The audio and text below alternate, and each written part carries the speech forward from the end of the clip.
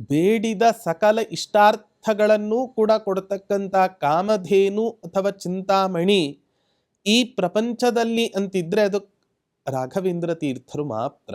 ಹಾಗಾಗಿ ಧರ್ಮ, ಅರ್ಥ, ಕಾಮ, ತ್ರಿವರ್ಗ ಫಲ, ಈ ಮೂರು ರೀತಿಯಾದ ಫಲವನ್ನು ಕೊಡ್ತಕ್ಕಂಥ ಮಹಾನುಭಾವರು ರಾಘವೇಂದ್ರ ತೀರ್ಥರು.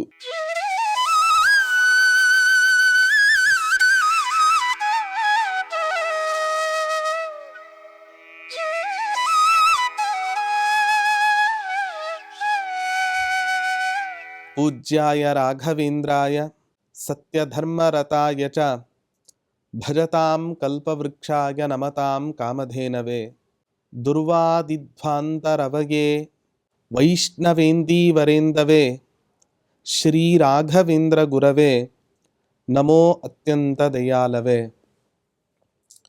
ಶ್ರೀ ಗುರುಭ್ಯೋ ನಮಃ. ಹರಿ ಓಂ.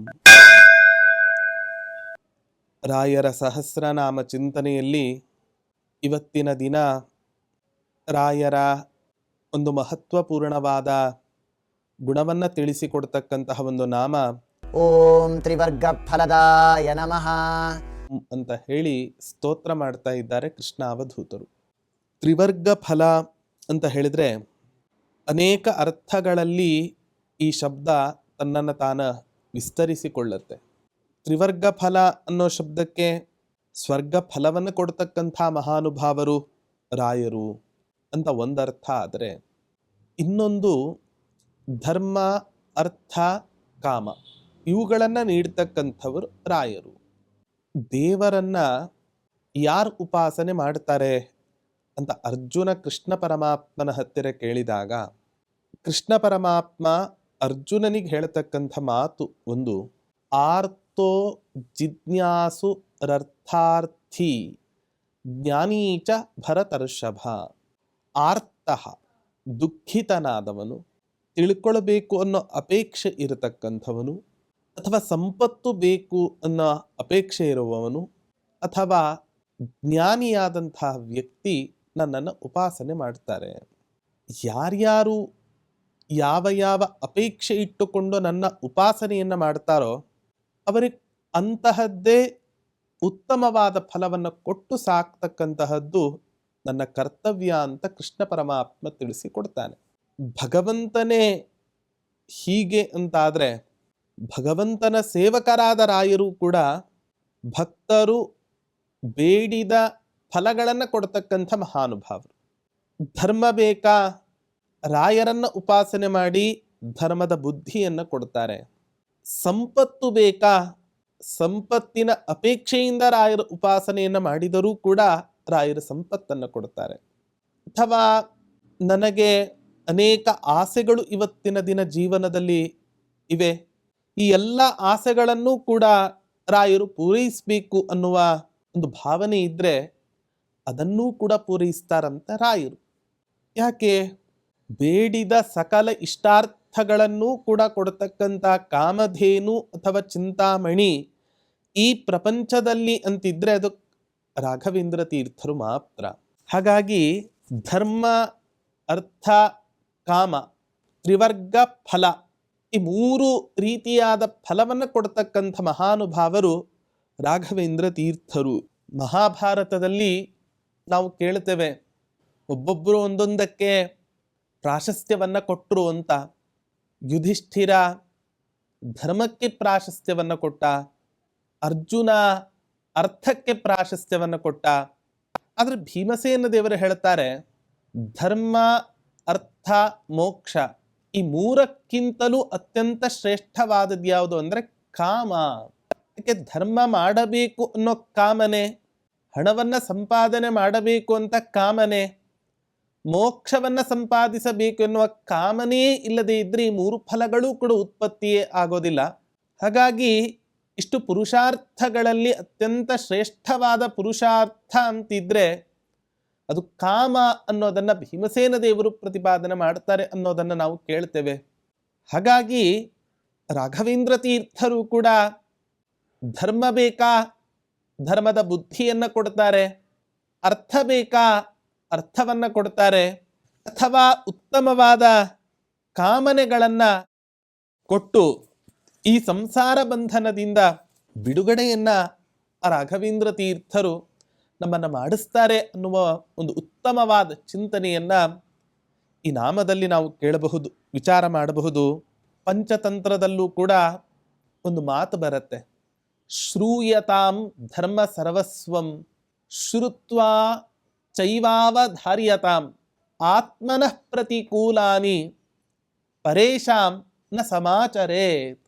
ಧರ್ಮದ ಮಾರ್ಗದಲ್ಲಿ ಇರಬೇಕು, ಅಧರ್ಮದ ಮಾರ್ಗದಲ್ಲಿ ಯಾವತ್ತೂ ಕೂಡ ನಾವು ಜೀವನವನ್ನು ನಡೆಸಬಾರ್ದು ಅಂತ ಅನೇಕ ಉಪನಿಷತ್ತುಗಳು, ಸ್ಮೃತಿ ಗ್ರಂಥಗಳು ಇವತ್ತಿನ ದಿನ ನಮಗೆ ತಿಳಿಸಿಕೊಡ್ತಾವೆ. ಪಂಚತಂತ್ರದಲ್ಲಿ ಒಂದು ಮಾತು ಬರುತ್ತೆ, ಧರ್ಮದ ಜೀವ ಎಲ್ಲಿದೆ ಅಂತ ಹೇಳಬೇಕಾದ್ರೆ ತನಗೆ ಯಾವುದು ಅನುಕೂಲವೋ ಅದು ಧರ್ಮ, ತನಗೆ ಯಾವುದು ಪ್ರತಿಕೂಲವೋ ಅದನ್ನು ಇನ್ನೊಬ್ಬರ ವಿಷಯದಲ್ಲಿ ಆ ಪ್ರತಿಕೂಲ ಆಗದೇ ಇರುವಂತೆ ನೋಡಿಕೊಳ್ಳೋದು ಏನಿದೆ ನೋಡಿ, ಇದನ್ನು ಧರ್ಮ ಅಂತ ಕರೀತಾರೆ. ತನಗನುಕೂಲ ಆಗೋದು ಧರ್ಮ ಅನ್ನೋದು ಸಹಜ ಅದು. ಆದರೆ ತನ್ನ ಜೀವನದಲ್ಲಿ ಯಾವುದು ಅನುಕೂಲ ಇಲ್ಲವೋ ಅದು ಇನ್ನೊಬ್ಬರ ಜೀವನಕ್ಕೂ ಕೂಡ ಅದು ಪ್ರತಿಕೂಲವೇ ಆಗಿರುತ್ತೆ. ಹಾಗಾಗಿ ಅದನ್ನು ಅವರ ಜೀವನದಲ್ಲಿ ನಡೆಯದೇ ಇರುವಂತೆ ನಾವು ವ್ಯವಹಾರ ಮಾಡೋದು ಏನಿದೆ ನೋಡಿ, ಇದನ್ನು ಧರ್ಮ ಅಂತ ಕರೀತಾರೆ. ಧರ್ಮದ ವ್ಯಾಪ್ತಿ ಅನೇಕ ಮುಖದಲ್ಲಿ ತನ್ನನ್ನು ತಾನು ತೆರೆದುಕೊಳ್ಳುತ್ತೆ. ಒಂದ್ಸಲ ಧರ್ಮ ಹೀಗೆ ಮಾಡಬೇಕು ಅಂತ ಹೇಳೋದು ಧರ್ಮ ಆದರೆ ಇನ್ನೊಂದ್ಸಲ ಈ ರೀತಿ ಮಾಡಬಾರ್ದು ಅಂತ ಹೇಳೋದು ಕೂಡ ಧರ್ಮ ಆಗುತ್ತೆ. ಹಾಗಾದ್ರೆ ಒಂದು ವಿಧಿ ರೂಪ, ಇನ್ನೊಂದು ನಿಷೇಧ ರೂಪವಾದದ್ದು ಈ ಧರ್ಮ ಅಂತ ಕರೀತಾರೆ. ಉದಾಹರಣೆಗೆ ನೋಡಿ, ಯಾರೋ ಒಬ್ಬ ವ್ಯಕ್ತಿ ಮಧ್ಯಾಹ್ನ ಕಾಲಕ್ಕೆ ಹಸಿದುಕೊಂಡು ಬಂದಾಗ ಅವನಿಗೆ ಅನ್ನವನ್ನು ನೀಡಬೇಕು, ಇದು ಧರ್ಮ. ಸತ್ಯವನ್ನೇ ನುಡಿಬೇಕು, ಇದು ಧರ್ಮ. ಅನೇಕರು ಹೇಳಿದಂಥ ಮಾತುಗಳು ಕೂಡ ಇದೆ. ಧರ್ಮದ ಮೂಲ ಅನ್ನೋದನ್ನು ಕೂಡ ಪ್ರತಿಪಾದನೆ ಮಾಡ್ತಾರೆ. ದಯಾ ಅನ್ನೋ ಗುಣವೇ ನಮ್ಮ ಜೀವನದಲ್ಲಿ ಇಲ್ಲ ಅಂತ ಹೇಳಿದರೆ ಧರ್ಮಾನುಷ್ಠಾನವನ್ನು ನಮಗೆ ನಡೆಸಲಿಕ್ಕೆ ಸಾಧ್ಯವೇ ಇಲ್ಲ. ಹಾಗಾಗಿ ಧರ್ಮ ತಾನು ತನ್ನನ್ನು ತೆರೆದುಕೊಳ್ಳಬೇಕಾದ್ರೆ ವಿಧಿ ರೂಪದಲ್ಲಿ ಕೆಲವರಿಗೆ ತೆರೆದುಕೊಳ್ಳತ್ತೆ, ಇನ್ನು ಕೆಲವರಿಗೆ ನಿಷೇಧ ರೂಪದಲ್ಲಿ ಆ ಧರ್ಮ ತನ್ನನ್ನು ತಾನು ತೆರೆದುಕೊಳ್ಳತ್ತೆ. ಇಂಥದ್ದನ್ನು ಮಾಡು ಅಂತ ಹೇಳ್ತಕ್ಕಂಥ ಧರ್ಮವೇ ಹೇಳುತ್ತೆ ಇಂಥದ್ದನ್ನು ಮಾಡಬೇಡ, ಕಳಬೇಡ, ಕೊಲಬೇಡ, ಹುಸಿಯ ನುಡಿಯಲು ಬೇಡ. ಇದು ಕೂಡ ಒಂದು ಧರ್ಮದ ಸಾರವೇ. ಹಾಗಾದರೆ ಒಟ್ಟಾರೆ ಧರ್ಮದ ಸಾರ ಏನು ಅಂದರೆ, ತನಗೆ ಯಾವುದು ಪ್ರತಿಕೂಲವೋ ಅದನ್ನು ಇನ್ನೊಬ್ಬರಿಗೆ ಮಾಡಬಾರದು, ತನಗೆ ಯಾವುದು ಹಿತವೋ ಅದನ್ನು ಇನ್ನೊಬ್ಬರಿಗೆ ಮಾಡಬೇಕು. ಇದನ್ನೇ ಒಂದು ಧರ್ಮ. ಈ ವಿಧಿ ನಿಷೇಧಗಳೆಲ್ಲವೂ ಕೂಡ ಒಂದೇ ನಾಣ್ಯದ ಎರಡು ಮುಖಗಳಿದ್ದಂತೆ. ಧರ್ಮದ ಎರಡು ಮುಖ, ಒಂದು ವಿಧಿ, ಒಂದು ನಿಷೇಧ.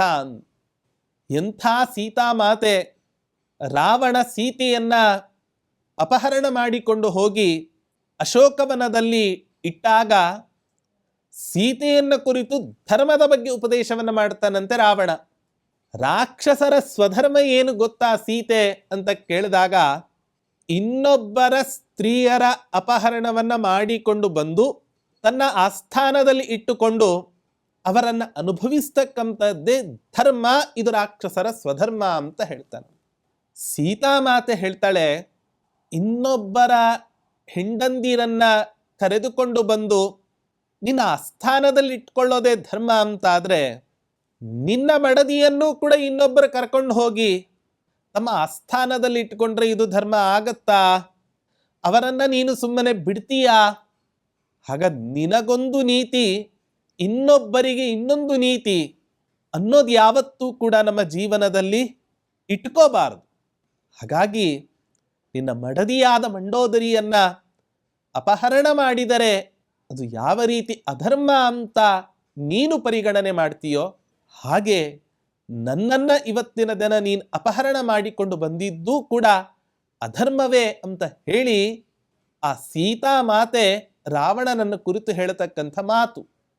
ಹಾಗಾಗಿ ಧರ್ಮದ ಪ್ರಜ್ಞೆ, ಅರ್ಥ ಕಾಮನೆಗಳ ಮೂಲ ಧರ್ಮ ಬೇರೂರಿರಬೇಕು ನಮ್ಮ ಜೀವನದಲ್ಲಿ.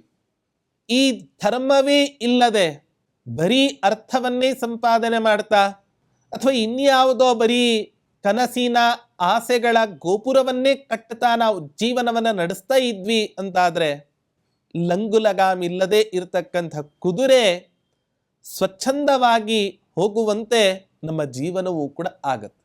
ಹಾಗಾಗಿ ಈ ಉದ್ದೇಶದಿಂದಲೇ ರಾಯರು ನಮಗೆ ಧರ್ಮ, ಅರ್ಥ, ಕಾಮ ಅನ್ನೋ 3 ರೀತಿಯಾದ ಫಲವನ್ನು ಕೊಡ್ತಾರೆ ಅಂತ ಇದ್ದಾಗ ಅರ್ಥ ಕಾಮಗಳನ್ನು ಕೊಟ್ಟಾಗಲೂ ಕೂಡ ಅದು ಧರ್ಮದ ಮೂಲಕವೇ ಆಗಿರಬೇಕು ಅನ್ನೋದನ್ನು ತಿಳಿಸೋದಕ್ಕೋಸ್ಕರವೋ ಏನೋ ಮೊದಲಿಗೆ ಧರ್ಮವನ್ನು ಈ ಫಲದಲ್ಲಿ ಸೇರಿಸಿದ್ದಾರೆ ಅಂತ ನಾವು ವಿಚಾರವನ್ನು ಮಾಡಬಹುದು.